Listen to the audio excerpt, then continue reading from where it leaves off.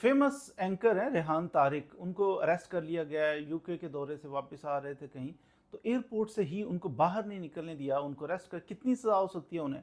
आखिर जुर्म क्या था? जो खबरें आ रही हैं उसके मुताबिक उनकी सज़ा कितनी बनती है?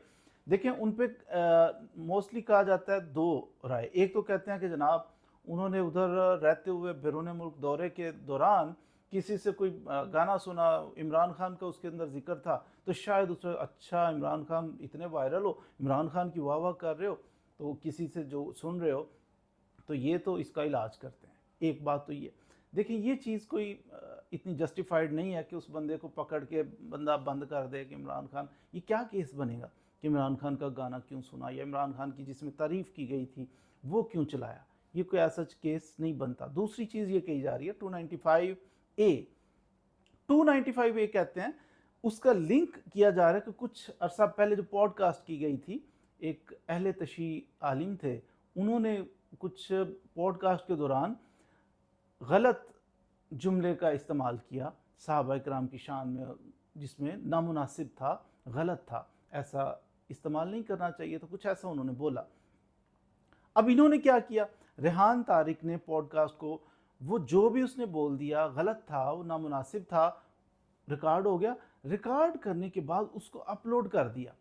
अब जब अपलोड हुआ तो बहुत सारे लोग हैं वो कहते हैं सहाबाए किराम की शान में अदना सी गुस्ताखी भी बर्दाश्त नहीं है। उनके दिल दुखे, वो परेशान हुए।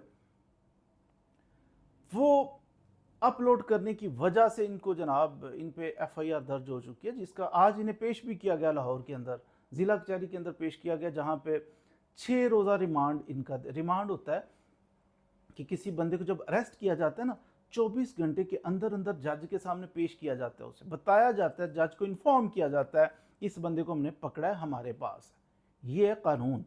आमतौर पे ला कानूनियत ये होती है कि बंदे को पकड़ के गायब कर दिया जब पता ही नहीं किधर है। ये है ला कानूनियत। ये कानून ये बड़ा खुशाइंद है कि अगर पकड़ा भी है तो पकड़ के 24 घंटे के अंदर अंदर मैजिस्ट्रेट के सामने पेश किया है और उन्हें बताया है कि हमने अरेस्ट किया, हमारे पास है, रीज़न उन्होंने बताइए।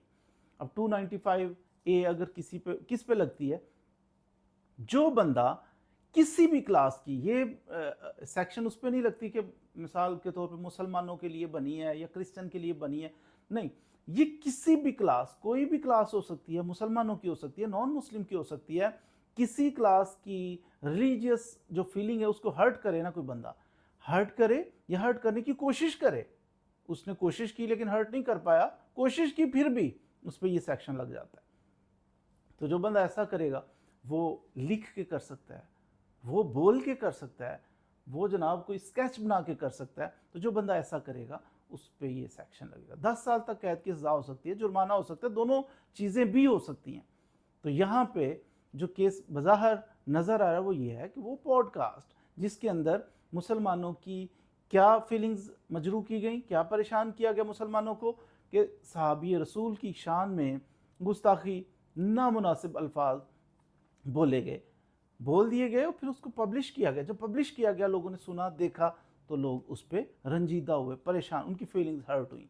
तो ये केस है जिसके ऊपर 10 साल तक कैद की सज़ा हो सकती है। लेकिन ये केस किस हद तक साबित होगा कि रेहान तारिक, उसकी इंटेंशन थी, फीलिंग उसके दिमाग के अंदर ये फतूर था कि वो ऐसा करना चाहता था।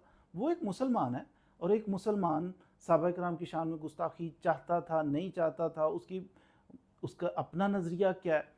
तो ये बहुत सारे सवालात अभी बाकी हैं जो तय होंगे, जो बताएंगे कि ये उसकी इंटेंशन कैसी थी, क्या मामलात थे।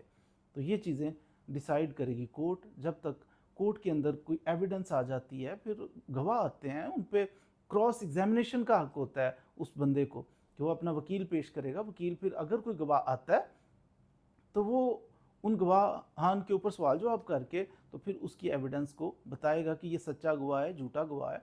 तो सारे जो डॉक्यूमेंट्स होंगे उनकी फोरेंसिक भी करवाई जाएगी। उसके बाद जैसा फैसला करेंगे कि ये बंदा सज़ा का मुस्तहिक है भी या नहीं। रेहान तारिक, स्टेटमेंट रेहान तारिक की नहीं थी, वो जो अहले तशी आलिम था उसकी थी, तो वो उस हिसाब से तो वो गुनहगार हुआ ना। इसका गुनाह ये हुआ कि इसने देखा कि गलत है, नामुनासिब है, जो गुफ्तगू की, इसने अपलोड कर दी, ये मिस्टेक है। اب اس کو ڈیسائیڈ کرنا ہے کہ اس کو سزا ہوگی یا نہیں، یہ کورٹ ڈیسائیڈ کرے، لیٹ دا کورٹ ڈیسائیڈ.